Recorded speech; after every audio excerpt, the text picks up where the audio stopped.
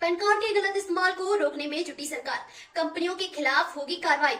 Pan card ज्यादातर financial कंपनियां अपने कस्टमर की डिटेल अपने पास रखती है और इसमें आधार और पैन कार्ड जैसी डिटेल शामिल है। हालांकि ये कंपनियां दावा करती हैं कि इनका अनऑथराइज्ड तरीके से इस्तेमाल नहीं हुआ है, लेकिन कई बार ऐसे मामले सामने आए हैं जिसमें इन डिटेल्स का इस्तेमाल हुआ है। ऐसे में सरकार इसके प्रति बहुत सजग है और इन कंपनियों के खिलाफ कार्रवाई कर सकती है। सरकार ने दिए नए निर्देश। सरकार ने पैन डिटेल के अनऑथराइज्ड उपयोग पर बड़ी कार्रवाई की योजना बनाई है। यूनियन होम मिनिस्ट्री के तहत काम करने वाले Indian cyber crime coordination centre ने फाइनेंशियल टेक्नोलॉजी कंपनियों और दूसरी कंज्यूमर टेक्नोलॉजी फर्म को इसके लिए कुछ निर्देश दिए हैं। सरकार ने कहा है कि ये कंपनियां भारतीय नागरिकों के परमानेंट अकाउंट नंबर डिटेल का अनऑथराइज्ड तरीके से इस्तेमाल नहीं कर सकती। सरकार digital personal data protection act 2023 को लागू किया है और प्रौद्योगिकी कंपनियों को पर्सनल डेटा के अनऑथराइज्ड ऑपरेशन के खिलाफ सख्त कार्रवाई शुरू की है। क्या करती है कंपनियां?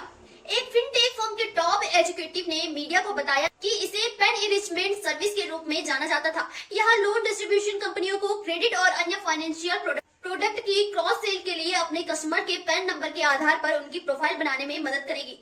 आगे उन्होंने बताया कि कभी-कभी इस डेटा का इस्तेमाल कस्टमर अपने एप्लीकेशन में दिए गए डिटेल की क्रॉस चेकिंग के लिए भी कर सकते हैं। हालांकि सरकार के नए नियमों के कारण इस सर्विस में बदलाव हुआ है। पैन कार्ड का गलत इस्तेमाल। पैन कार्ड के गलत इस्तेमाल पर कार्रवाई। मीडिया रिपोर्ट में जानकारी मिली है कि कई फर्म ने इनकम टैक्स डिपार्टमेंट के बैंक एंड सिस्टम से अपने पैन नंबर का उपयोग करके कस्टमर की पर्सनल जानकारी जैसे उनका पूरा नाम, पता, फोन नंबर जैसे डिटेल को एक्सेस किया है।